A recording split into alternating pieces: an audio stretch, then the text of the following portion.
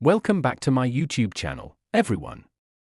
It's always good to have you here again, diving deep into the most incredible, unbelievable, yet absolutely fascinating stories from the world of rare and mysterious coins. Today, we've got one that will make your jaw drop. We're talking about a 1999 1-cent coin, yes, just a simple penny, now worth a staggering $254 million. That's right. $254 million. And this isn't some vague legend passed down through whispers in numismatic circles. This is a story filled with unexpected twists, greed, betrayal, hidden history, and a discovery that shook the very foundation of coin collecting as we know it. So grab a seat, settle in, and let's journey into the wild and unbelievable story behind the most valuable 1-cent coin in recorded history. It all began not in a dusty coin shop or at a high-stakes auction, but in a quiet corner of Montana, in a tiny town that barely made it on the map. Willow Creek wasn't known for much. A population just over 300, no real tourism, and only a handful of businesses still keeping their lights on. The kind of place where everyone knows everyone and secrets are hard to keep. But one secret had been buried deep for over 2 decades, one that would eventually lead to the biggest coin-related discovery of the century. Our story kicks off with a man named Elijah Browder. He wasn't a collector. He didn't have shelves lined with coins or books about mint errors. He worked as a janitor at the local high school, did odd jobs on weekends, and spent most evenings with his dog, Jasper, watching old westerns on VHS. But Elijah had something else, a curious streak and an eye for detail. He liked poking around yard sales, flea markets, and thrift stores not for treasure, but because he found comfort in old things. Nostalgia, he said, was worth more than money. One Sunday afternoon in early spring, Elijah stopped by a community rummage sale at the town's tiny recreation center. Boxes of books, second-hand clothes, chipped kitchenware, all the usual things. But what caught his eye was a glass jar filled with pennies, sitting on a fold-out table between a broken toaster and a stack of National Geographic magazines from the 80s. The jar was heavy, coated in dust, and priced at $5. The seller, a woman in her 70s named Mabel, said it had belonged to her late husband. He'd been collecting pennies for years, though she didn't know why. Elijah didn't hesitate. $5 for a jar full of memories seemed like a good deal, even if the memories weren't his. Back home, he poured the coins out onto his kitchen table. Hundreds of them, some gleaming, others dull and tarnished. He wasn't looking for anything special, just killing time on a quiet afternoon. But then, something odd caught his attention. A single penny, dated 1999, with a shimmer that didn't quite match the others. At first, he thought it was just cleaner. Maybe it hadn't circulated much. But as he held it under the light, he noticed more. The copper wasn't quite copper. It had a strange tone, almost like it had been fused with silver. The details on Lincoln's profile were sharper, more pronounced, and the edges felt unusually smooth. Curious, Elijah did what anyone would do. He took a picture and posted it to an online forum, asking if anyone knew why this penny looked different. The responses were mixed. Some said it was nothing. Others said it could be a mint error. But one user, going by the name Numiseeker23, asked if he could see a close-up of the coin's reverse side. Elijah obliged. Within minutes, he got a private message asking if he'd be willing to sell the coin for $500. Now, Elijah wasn't greedy, but he wasn't stupid either. If someone was offering $500 for a penny, there had to be a reason. He declined the offer and started digging. Over the next several days, he read everything he could find about the 1999 penny, mint errors, metal composition, and rare coin anomalies. Most of what he read didn't match his coin. But a small footnote in an article about experimental coinage caught his eye. In late 1998 and early 1999, the US Mint had allegedly conducted tests using different metal compositions for future-proofing coinage. It wasn't widely publicized, and most believed the test coins were destroyed, but what if one slipped through? Elijah decided to take the coin to a local pawn shop in Bozeman. The owner, a grizzled man named Carl Jenkins, took one look and raised an eyebrow. He pulled out a jeweller's loupe, turned the coin over, and then went completely still. After a long silence, he asked Elijah if he could keep the coin overnight to have it tested.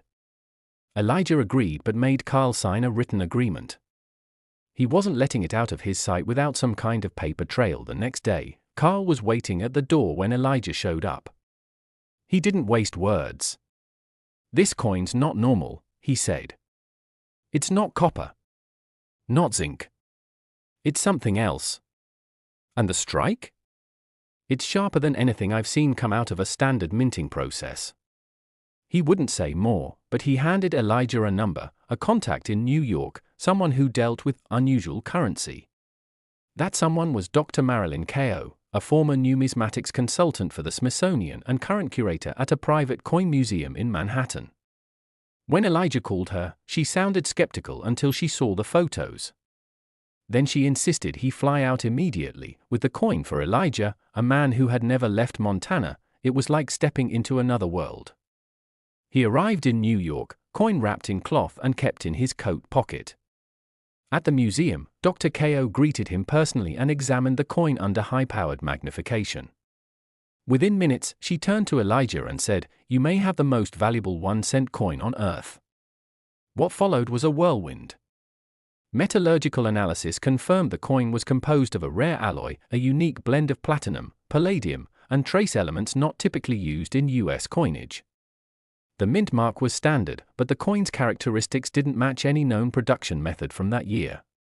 Even more puzzling, microscopic analysis revealed markings invisible to the naked eye or tiny engravings that appeared to be experimental identifiers, likely used internally by the mint. Word leaked out. First to collectors, then to journalists, and finally to the public. The coin was dubbed the Phantom Penny, and its value skyrocketed overnight. Experts speculated it had been part of a classified test run at the Philadelphia Mint and mistakenly released into circulation. Others believed it was created intentionally as part of a covert agreement between the U.S. Treasury and a foreign metallurgical research group. The theories were endless, but the facts were these: only one was known to exist, and it was in Elijah Browder's pocket. Auction houses began to circle. Offers poured in. 10 million, 50, 100. A private Saudi collector offered $200 million, sight unseen. But Elijah wasn't sure he wanted to sell. This penny, once tucked away in a dusty jar, had become a key to a new life. But it also brought attention, too much of it. Elijah found himself being followed, his home broken into, his phone tapped. Someone, somewhere, didn't want this coin out in the open. He moved to a secure location, hired legal counsel, and worked with Dr. Kao to determine the safest path forward. Ultimately, the coin was put up for auction through a private arrangement, with bidders pre-vetted and sworn to confidentiality. The winning bid came from a foundation based in Switzerland. The amount? $254 million. The transaction was completed under heavy security, and the coin disappeared into the hands of curators whose identities remain unknown to this day. Elijah, for his part, didn't change overnight. He bought a modest house outside of Bozeman, donated to several local charities, and started a scholarship fund for underprivileged students in Montana. But he remained wary. He knew secrets still lingered. A coin like that didn't just happen. Someone made it. Someone let it slip. And somewhere, someone was still looking for answers. In the years that followed, whispers of other phantom coins surfaced. Rumors of a 1999 nickel with similar properties, a 2000 dime that glowed under UV light, a quarter that weighed 3 times its usual mass. None confirmed. None traced. But for collectors and theorists, the 1999 phantom penny became a symbol of hidden truths, lost history, and the thin line between ordinary and extraordinary. And that's the wild, twisting, impossible tale of how a simple 1-cent coin became a $254 million legend. A story born not from greed or expertise, but from curiosity, a second-hand jar, and a man who just liked old things. Stick around, because next time, we're diving into a tale even stranger than this one, about a 1982 nickel that vanished from a locked vault, only to reappear a decade later in the most unexpected place. Until then, thanks for watching, and we'll see you next time. Next 2013 D1 USA coin. It's always a pleasure to have you here with us as we dig into yet another unbelievable, rare, and mind-blowing story from the world of coins. You've seen some incredible finds on this channel, coins from the past worth hundreds of millions, unique errors that changed the lives of those who discovered them, and mysterious pieces that vanished for decades only to resurface in the most unexpected places. But today's story? This one might just redefine what you think is possible. We're going to talk about a penny. Not just any penny, but a 2013 D1-cent piece, minted in Denver, that ended up selling for a jaw-dropping $98 million. That's right, $98 million. For a coin that, to most people, looked like any other penny rattling around in a drawer. But this one was different. And the story behind it is nothing short of astonishing. Our journey begins in an unassuming part of Arizona, in a neighborhood on the outskirts of Prescott Valley. It wasn't a place known for wealth or mystery. It was the kind of place where kids still rode their bikes in the street, where neighbors borrowed sugar from each other, and where people believed in hard work and simple living. Among them was a man named Isaac Dunbar. He lived alone in a modest two-bedroom home with a cracked walkway, a front yard covered in gravel, and a garage filled with boxes he hadn't opened in years. Isaac had once dreamed of being a pilot.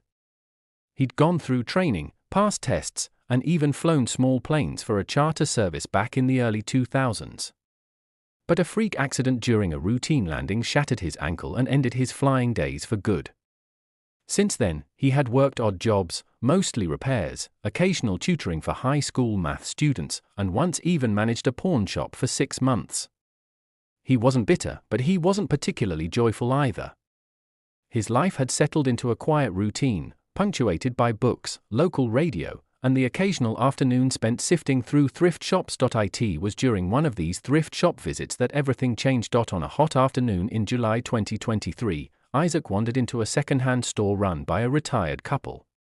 They sold everything from vintage toys to faded records and old furniture, but Isaac always went straight to the boxes of random items near the counter. He had a thing for coins, not in a serious collector kind of way, but he liked looking through them. There was something peaceful about handling little pieces of history, even if most were worth next to nothing. On that particular day, something unusual caught his eye. A clear plastic bag filled with loose change. Mostly pennies, with a few nickels and dimes mixed in. There was a sticker on the bag, $2. Isaac picked it up, felt the weight in his hands, and noticed one thing immediately: one of the pennies had a strange shimmer. Not gold, not silver, not even quite copper. Just different. Something in his gut told him to take the bag home that night. With a glass of iced tea by his side and a small desk lamp overhead, Isaac poured the contents of the bag onto his kitchen table. He went through each coin slowly, sorting them by denomination, then by date. The strange penny was a 2013 Rudi Denver Mint.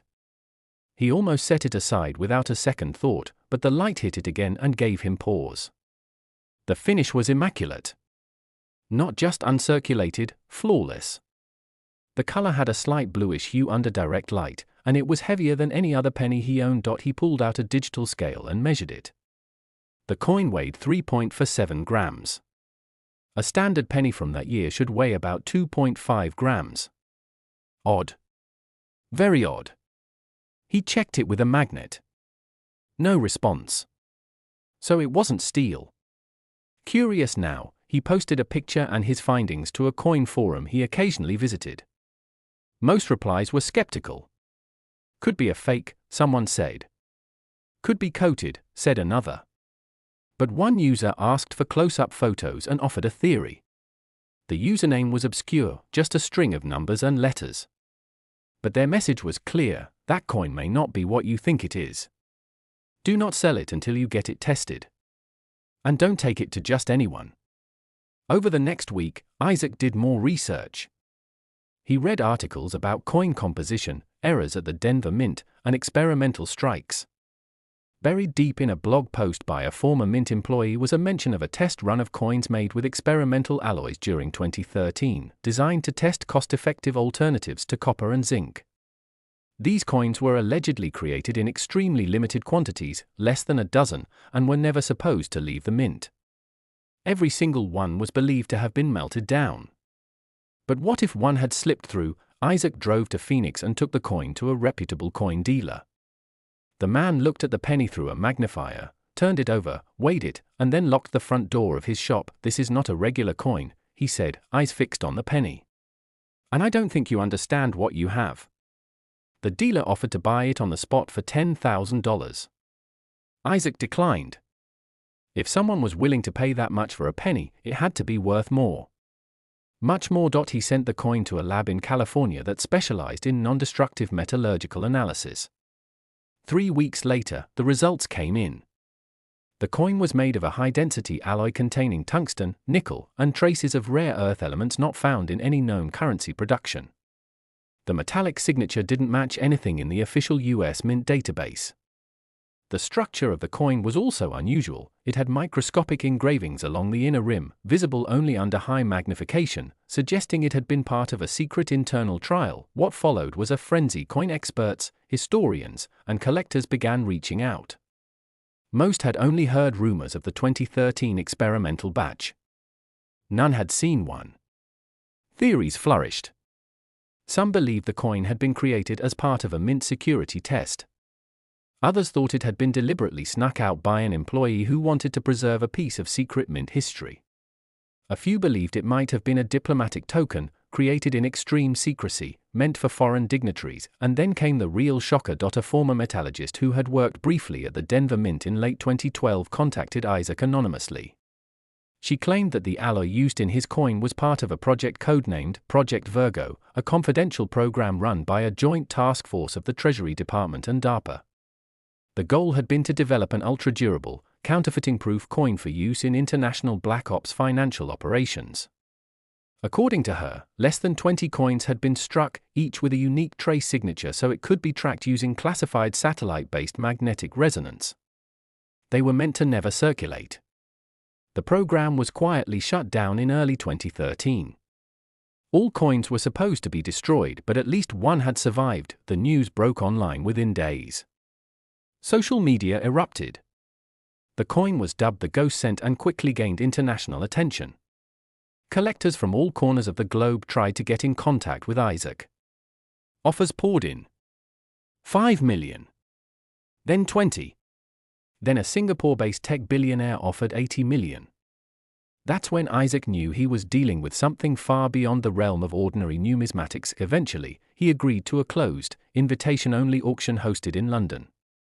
Attendees included private collectors, representatives of museums, and even at least one anonymous buyer believed to be backed by a government agency.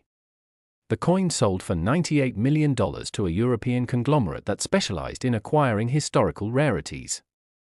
It now sits in an underground vault in Geneva, its exact location known to only a few. Isaac walked away a wealthy man, but he didn't vanish into luxury. He quietly funded educational programs across Arizona, started a foundation for students pursuing aviation, and bought his old flight school just to keep it running. But he never forgot how it all began, with a $2 bag of change and a glimmer that didn't look quite right. To this day, no other 2013 Ghost Cents have been found. Some believe more are still out there, buried in circulation, their strange properties masked by wear and time. Others believe the government quietly collected and destroyed the remaining pieces once news of Isaac's coin hit the mainstream. But for collectors, the Ghost Cent remains a holy grail, an artifact of shadowy programs and improbable survival. A 1-cent coin that defied logic, law, and expectation, and that's the story of the 2013 1 cent that became a $98 million legend. Stick around, because next time we'll be exploring a coin with a story that's just as strange, a 1990 half-dollar that was never supposed to exist, found inside a sealed time capsule that hadn't been opened since the Cold War. Until then, thanks for watching and we'll see you next time.